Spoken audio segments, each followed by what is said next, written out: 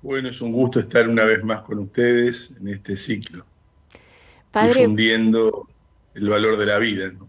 tal cual. Bueno, y cuando hablamos de vida, pensamos también, y particularmente en torno a este tema que nos va a proponer en el día de hoy, pensando en personas individuales, en parejas, en familias que quieren, por ejemplo, tener hijos y tienen problemas, concretamente, por ejemplo, de fertilidad. En algunos casos, asisten a los médicos que les sugieren comenzar con tratamientos de reproducción asistida para intentar concebir un hijo y bueno, aparecen algunas preguntas particularmente de quienes pertenecen a nuestra comunidad católica, que practican nuestra fe y se preguntan si verdaderamente es ético asistir o intentar estas técnicas de reproducción, así que estamos atentos a lo que nos pueda decir al respecto. Bueno, sí, lo primero que hay que partir es de la empatía, ¿no es cierto? Es decir, es lógico que una pareja adulta, una pareja afectivamente estable, prolongue, manifieste su amor también corporalmente y este amor corporal se exprese en una vida. Forma parte de la naturaleza humana, el transmitir la vida en los hijos.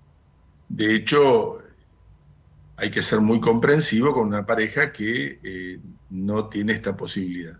Y acá hay que distinguir entre dos casos. Uno es el caso de infertilidad, el otro es el caso de esterilidad. No es lo mismo. Cuando hay esterilidad, los gametos no pueden engendrar. La infertilidad es difícil, pero en algún momento podrían hacerlo.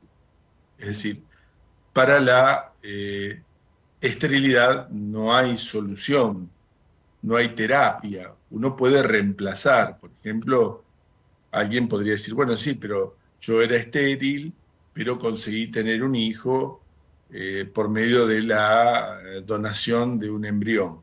Pero como tal no es genéticamente propio, ¿no? Entonces, lo primero que hay que hacer es comprender a una pareja que quiere tener un hijo y que se le dificulta tener. Es muy grave, algunas parejas incluso entran en crisis, llegan hasta la propia separación por el hecho de no poder tener un hijo, o es un peso que durante toda la vida los acompaña. Primer cuestión, entonces, la comprensión, la misericordia y la empatía. Segunda cuestión, no todo lo técnicamente posible es éticamente válido. Lo digo de otra manera, no porque se pueda realizar, esto es en sí mismo bueno. Uno puede hacer muchísimas cosas que la técnica me permite, pero que no es correcto. Y no es correcto, sobre todo, porque está en juego la vida humana. Y esto me lleva necesariamente a una definición que va a hacer que todo lo demás sea comprensible. Y es, ¿a partir de qué momento se considera que un ser humano tiene derechos humanos? Este comienzo de la vida humana no puede ser tenido en cuenta por las formas. Yo no defino a un humano por sus formas, ni por su color de piel, ni si le falta un brazo o tiene un brazo, ni por su inteligencia. Yo no puedo definir a las personas por su aspecto. Defino a las personas por su esencia, es decir, por lo que de hecho son. Entonces, la Iglesia lo que dice en un documento muy importante que llaman Donum Vitae, significa el regalo de la vida, de 1987. Es una instrucción de la Congregación para la Doctrina de la Fe que en el año 87 habla sobre la dignidad del embrión humano. Y trata justamente para poder analizar las distintas técnicas de reproducción humana asistida, lo primero que se va a poner como clave de interpretación es en qué momento comienza la vida humana. Y la respuesta que se va a dar es desde que comienza la existencia. Y la segunda pregunta es, ¿y la biología nos dice cuándo comienza la existencia? Comienza la existencia cuando hay una información genética nueva, que no es la del padre, que no es la de la madre, un interior capaz de expresar toda esa información en estructuras y una membrana que la contenga. Para que una vida sea funcional tiene que tener una membrana que le permita funcionar, un interior, se llama citoplasma, es lo que está dentro, el líquido y los organismos que están dentro de la célula, por eso es citoplasma. Ahora, toda esta estructura, que sería como la fábrica, necesita de una gerencia, necesita de información para que le diga a esa fábrica cuáles son los pasos que tiene que ir dando. Entonces, si hay información genética, si hay citoplasma activo y si hay una membrana que contenga y que dé individualidad, hay vida. En el caso particular de la vida humana, la especie humana, como cualquier otra especie, tiene muy en claro cuál es la información genética que maneja. Hay una cantidad de pares de cromosomas donde desde la primer célula somos humanos. Entonces, la definición que va a dar la Donum Vitae es: con la inclusión del material genético paterno en la célula materna y su posterior activación, comienza la vida humana. Es decir, desde que somos se llama blastómero la primera célula, las dos primeras células se llaman blastómeros. Después estos blastómeros se van a ir dividiendo, se van a ir especificando y van a constituir primero tejidos, después órganos, después sistemas y después la persona tal como la conocemos. Pero que todos hemos pasado por esa situación. Tanto usted como yo, como los oyentes, en algún momento fuimos un blastómero. Y se distingue porque no es exactamente la fórmula de la madre ni la fórmula del padre, ni es una fórmula distinta de la especie humana. Cualquier biólogo que vea la información genética va a decir, esta información genética pertenece a un ser humano. Mire, se lo digo en un lenguaje sencillo que tenía mi madre cuando se discutían estas cosas. Me dicen, pero si tiene un papá humano y una mamá humana, ¿qué va a ser sino un ser humano? ¿Qué va a ser, una lechuga, un canario? Digo, evidentemente solo puede ser un ser humano.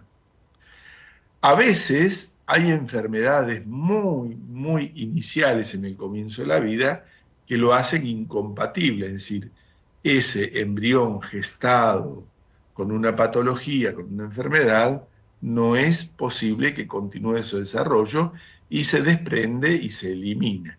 Es lo que se conoce como un aborto espontáneo. Pero de ahí a decir que su vida humana no tiene valor, o que la vida humana tiene valor después de tantos meses, es como si usted me dijese que un chico tiene el valor de un chico, es humano a partir del momento en que es dado a luz. ¿Por qué? Antes de ser dado a luz, que no era humano. No, no, a partir del quinto mes de gestación. ¿Y por qué? Antes del quinto mes de gestación, que era un pescado. No, no, no, a partir del primer mes de gestación. ¿Y qué era antes? ¿No era un humano? No, no, a partir del día 15, porque en el día 15 se forma la línea media donde se va a formar el cerebro después. ¿Y por qué? Las estructuras definen a las personas. Digo, por ejemplo, un chiquito anencéfalo. Un chiquito anencéfalo, el prefijo an significa sin. Céfalo es cerebro. A chiquitos que nacen con una patología muy grave, que no cierra el cerebro, no se conforma la estructura neurológica. Ahora, porque haya tenido una patología muy grave, tan grave es que es incompatible con la vida extrauterina, deja de ser humano. Una persona enferma por su enfermedad, grave, la reconozco, muy grave, incompatible con la vida extrauterina. ¿Esto le hace perder su condición humana o es un ser humano frágil y enfermo?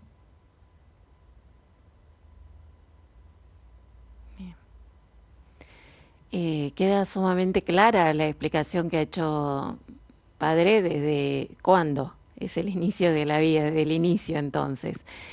Planteando todo esto y teniendo este primer punto que señaló claramente también al comienzo, el tema de la empatía con aquellos que verdaderamente desean tener un hijo desde la propia gestación, bueno, llega este otro tema, ¿no? De la fertilización asistida, que podríamos también explicarlo para quienes no saben en qué consiste o no lo conocen o solo escucharon el nombre.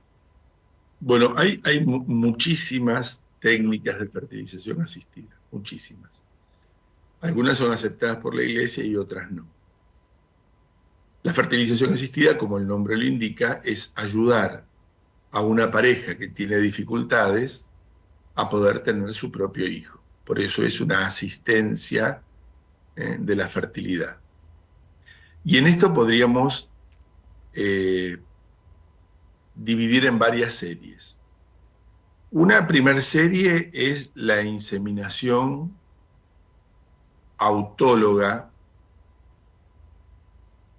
donde se retira esperma del marido, se inocula con una cánula, se inocula en el útero y sigue su camino normal. Los espermatozoides van a ir buscando al óvulo y lo van a fecundar. Ahí no hay manipulación de embriones, Ujú. simplemente se puentea por alguna dificultad, se salta el paso del coito propiamente dicho. ¿Y esto por qué sucede? A veces ocurre que el pH del fondo de la vagina de una mujer es demasiado ácido para la, la capacidad que tienen los espermatozoides de su marido. Y entonces ocurre que cuando pasan en la relación sexual normal, cuando pasan por el canal vaginal, actúan como si fuesen espermicidas, es decir, el pH de la mujer mata a los espermatozoides del marido. Entonces, en estos casos, lo que se hace es pasar, ayudarlos a llegar al útero y que sigan su camino normal. Esto la iglesia lo acepta. Hay una segunda técnica que la iglesia acepta que se llama naprotecnología. La naprotecnología es ayuda a mejorar la capacidad de alguien que tiene baja fertilidad. Y le doy un ejemplo. Hay muchos casos en los cuales existe la salpingiosis, que es una inflamación de las trompas de la mujer. Y entonces, como es muy pequeña la luz por donde pasa el espermatozoide y tiene que volver el óvulo al útero, cuando eso está inflamado sistemáticamente, por supuesto que al inflamarse la luz del tubo se cierra y entonces es muy difícil que pueda quedar embarazada, porque el espermatozoide que es pequeño pasa, pero cuando el óvulo tiene que pasar al útero no puede pasar porque la luz es muy pequeña. Entonces, la naprotecnología, una de las cosas que hace es tratar de ver cuáles son las causas por las cuales, mm, digamos, eliminar todo impedimento de la fecundación. A veces ocurre que los varones tienen baja tasa de fertilidad. ¿Por qué? Porque, bueno, por muchas causas, a veces es el estrés, a veces su historial, a veces patologías que ha llevado adelante durante toda su vida, a veces el varicocele, que hace que las venas que rodean al testículo se tengan como varices y entonces haga que el recambio de sangre oxigenada no sea tan bueno y entonces la génesis de espermatozoides tenga baja calidad, por muchas causales, podría ocurrir que un varón tenga pocos espermatozoides que sean realmente útiles para la fecundación. Entonces tiene, qué sé yo, un 20%, un 30% de fertilidad dentro del total de espermatozoides que produce. Bueno, una de las técnicas consiste en tomar 2 o 3 muestras por centrifugación y por otras técnicas, separar los que son más fértiles y entonces inocular estos espermatozoides optimizados. Es decir, yo separé de 2 o 3 muestras los de mayor calidad y el conjunto de los de mayor calidad son los que introduzco en el útero para que hagan su camino. Y esto también mejora mucho la fertilidad de una pareja. Estas son las técnicas que la Iglesia acepta. Pero existen otras técnicas que son in vitro. Ustedes ahí pasaban recién una imagen. Esas tapitas de vidrio redondas se llaman placas de Petri. Se pone una solución particular, una gotita, se pone un óvulo fértil y se ponen espermatozoides. Y cada una de esas gotitas es como una especie de micromundo. Se hacen 9 o 12 de esos. Algunos se forman embriones. Y hay una primer selección de los embriones. Entonces, ¿qué se hace? Acá también varían las técnicas. Algunos dicen, no, solamente formamos 3 embriones y implantamos los 3 embriones. De manera que, si prenden los 3, habrá trillizos. Si no prenden los 3, se desprenderá 1 o 2 espontáneamente, sin la intervención del hombre, pero uno de ellos podrá llevar adelante. Pero todo esto supone la manipulación del embrión y el alto riesgo de pérdida de la vida humana. En otros casos es peor, porque lo que se hace es, se seleccionan grupo A, grupo B y grupo C. Se implantan los del grupo A, que son los que están los óptimos, los que se los ve de mejor calidad, los que se los ve con mayor condiciones para seguir adelante. Esos 3 se implantan. Y el grupo B y el grupo C se criopreservan, ya se congelan. ¿El problema cuál es? El problema es que con los congelados, ¿sí? Se detiene, no se los elimina, pero se detiene el proceso de la vida de estos embriones, que ya son seres humanos, que ya tienen una identidad propia, que ya se podría saber qué color de ojos van a tener, se podría saber un montón de cuestiones, pero que quedan congelados. Entonces, supongamos que en una pareja decide recurrir a esta técnica y tienen mellizos. Y dicen, no, ya con mellizos estamos bien, no queremos tener más hijos. ¿Qué pasa con los otros 3 del grupo B y los otros 3 del grupo C? ¿Quedan congelados indefinidamente?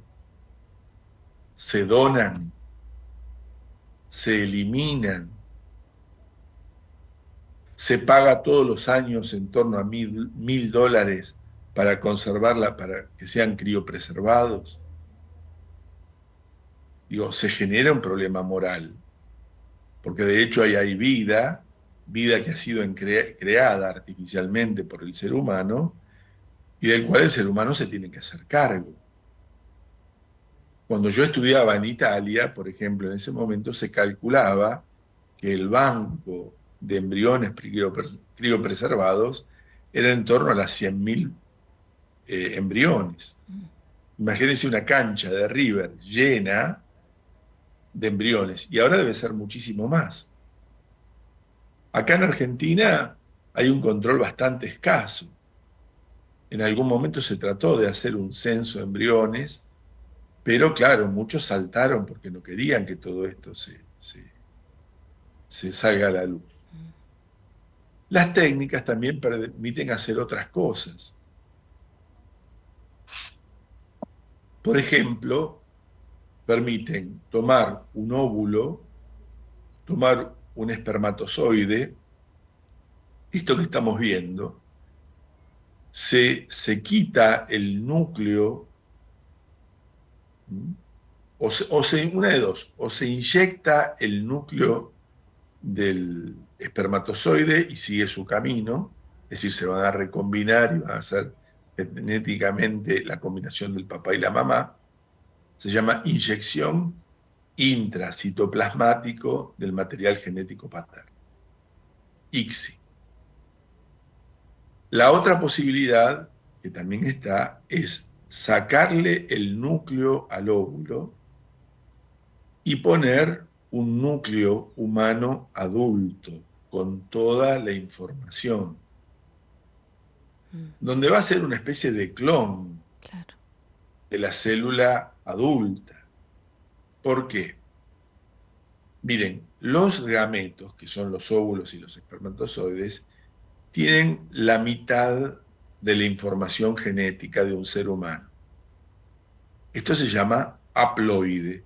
Si tiene la mitad de los cromosomas. ¿Por qué tiene la mitad de los cromosomas? Porque tiene que combinarse con la otra mitad.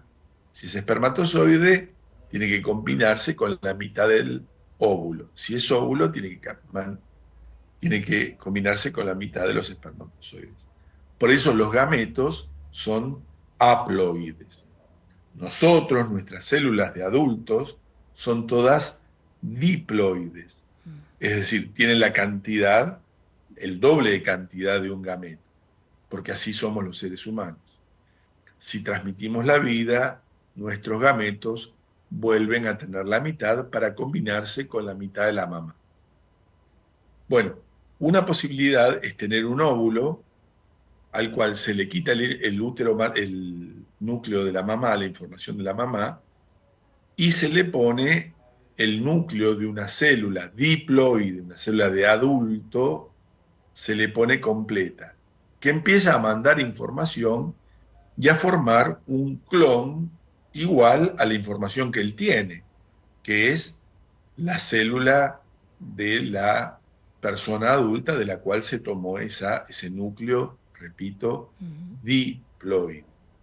Esto es muy artificial.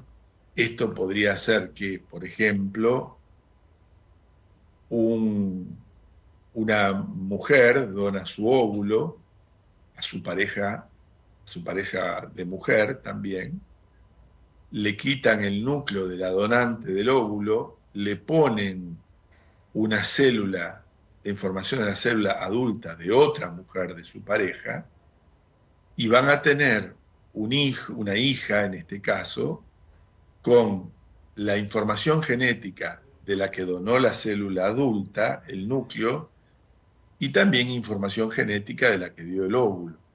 Todo esto supone una manipulación que la Iglesia rechaza. ¿Por qué? Porque, digamos, es una intervención artificial, sumamente artificial, con gran pérdida de embriones, generado no por la espontaneidad del cuerpo humano, sino por el recurso a una técnica artificial. Yo sé que todo esto que les estoy diciendo es muy complicado, por eso trato de ir despacito y explicar las palabras, pero siempre es un riesgo. Lo importante que nos tiene que quedar es esto: el respeto por la vida humana de los padres, pero también del embrión. No es el único derecho que existe aquí que tenemos que custodiar desde la bioética. No es solo el derecho de los padres, también el derecho de la vida que es gestada, que tiene que tener derecho a tener un padre, una madre, a formarse en un hogar. También tiene que tener derecho a esto, sobre todo cuando es fruto de una planificación humana. Una cosa dice, bueno, pero si la madre está esperando familia y el padre se muere, bueno, a ver, el padre se murió, es un accidente, no es algo que se planificó. Otra cosa es cuando la técnica ya planifica determinadas cuestiones. Cuando dicen el hijo es un derecho, no, el hijo no es un derecho. Yo no tengo derechos sobre ninguna persona. Yo tengo responsabilidades sobre los demás. Tengo derecho, sí, a una salud. Tengo derecho, sí, a una terapia, Pero estas técnicas no son propiamente terapéuticas porque no curan la infertilidad o la esterilidad. No es lo mismo una terapia como la naprotecnología que trata de curar algo que no está funcionando a las técnicas de fertilización, sobre todo las in vitro, que ponen en alto riesgo la existencia y la perdurabilidad del embrión. Padre, bueno, ha sido sumamente claro, creo que, bueno, he explicado, a pesar de ser un tema sumamente complejo a nivel médico, tecnológico, al menos creo que comparto con los oyentes muy, muy claro para que vayamos tomando dimensión de esto. Para ir cerrando, ¿qué le recomendaría entonces? Bueno, creo que en primer lugar la información que acabamos de dar es muy importante porque tal vez partiendo del desconocimiento ahora se aclaran muchas cosas para quienes estaban pensando en recurrir a alguna técnica de esta naturaleza. Bueno, ha dejado muy bien claro. ¿Qué más le aconsejaría a alguna pareja, por ejemplo, que está en esta búsqueda, que tiene inconveniente para tener, para gestar hijos biológicos, y bueno, está en esta duda? ¿A dónde debería recurrir, además, para buscar una palabra, un consejo? ¿A dónde ir por ayuda? Bueno, yo diría, en primer lugar, hay muy buenos médicos que tienen la información de todo esto. Eh, hay centros que se dedican exclusivamente a métodos como la naprotecnología, hay centros, digamos, donde se cuida mucho al paciente y al embrión también, que lo consideran paciente. La medicina Mm, tradicionalmente decía, cuando uno está ante una embarazada, no está ante un paciente, está ante dos pacientes. claro. Acá el tema es que se ha cosificado al embrión, se le ha quitado la condición de humano. Por eso se habla de preembrión o prehumano, porque cuando uno toma conciencia de que es un humano, bueno, ahí la mano se detiene, ¿no? Mm, Uno sabe que ante un humano está obligado a respetar ciertos derechos que el otro tiene. También les pediría que se acerquen a gente formada. No, no todo es posible, no cualquier cosa es posible. También les ofrezco información, nosotros damos cursos en el Instituto de Bioética, creo que puse por ahí, hay un correo electrónico que es bioética@UCA, Universidad Católica Argentina, uca.edu de educación.ar. bien. Es bioética@uca.edu.ar. Ahí tenemos especialistas en genética. La doctora Moya es una gran especialista de consulta internacional, es una mujer muy formada, es directora de uno de los centros de diagnóstico genético más importantes de la Argentina y de América Latina. Ella es docente nuestra, investigadora, tranquilamente puede responder. Pero hay mucha gente nuestra que está dispuesta a asesorar en estas cuestiones y sobre todo a acompañar a las parejas. Decir sí y no es muy fácil, pero no siempre es respetuoso de la situación de una pareja que con buena voluntad y con gran amor está esperando un hijo, ¿no? No, yo no creo mucho en las respuestas fáciles a temas complejos. Por eso hay que acompañar, también formarse. Hay, hay, hay parejas que han recurrido a la fertilización asistida y algunos le dicen, mamita, yo te voy a dar el hijito que vos querés y el hijito, y no le explican Claro. nada de lo que están haciendo. Y gente Ujú, que me dice, si yo hubiese sabido en qué me estaba metiendo, no hubiese hecho esto. claro. Y ahí lo que falló es el consentimiento informado, es decir, no le informaron de todos los riesgos que estaban corriendo y qué es lo que estaba realmente en juego. Porque todo esto es mucha plata ahí de fondo, ¿no? Además. Mm, Entonces, yo no digo que las clínicas de fertilización asistidas sean una especie de piratas de la natalidad. No estoy diciendo eso. Hay gente muy seria, hay gente muy buena que trabaja muy, muy, muy bien y muchas son conocidas y muy dignas. Pero como todos lados, así como hay curas que son delincuentes, también hay clínicas que son delincuentes, claro. ¿no? Eso está en el corazón de la persona. Uno con un buen deseo acude por consejo de un amigo, por consejo porque lo leyó en algún lado, y hay que asesorarse más. Por eso nosotros les brindamos esta ayuda. Ahí ustedes veo que en el graph Ujú. pusieron, manden ahí sus mails, nosotros con todo gusto podemos responderles. Siempre hay que recordar esto, la vida humana tiene que ser respetada siempre, no solamente aquel que yo quiero respetar. Tal cual. Yo tengo que respetar, porque la dignidad no es algo que se me da, es algo que yo llevo por mi existencia. Yo ante otro ser humano estoy obligado a inclinar la cabeza y reconocer su propia dignidad. Es la pregunta que se hacían los españoles ante los esclavos. La pregunta es, ¿tienen alma? Si tienen alma significaba que era humano. Y si era humano, podía ser bautizado. Y si era bautizado, el rey estaba obligado a reconocerle los derechos a todo ciudadano. Claro. Entonces, eh, la gran pregunta, en la primera de las reuniones tuvimos, bueno, ¿qué tipo de ética usamos? ¿Una ética del consenso, de lo que piense la mayoría?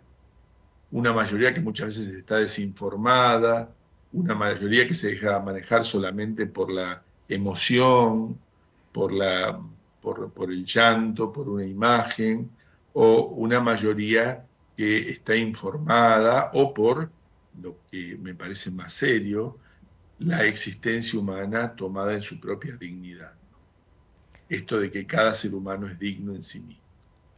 Padre Rubén, clarísimo, como siempre, gracias por este tiempo que dispone para la audiencia de Radio María y aclarar estos temas tan importantes. Muchísimas gracias y hasta un próximo encuentro. Hasta un próximo encuentro, que sea muy bien y gracias por difundir estos temas que lamentablemente tienen poca difusión. Gracias.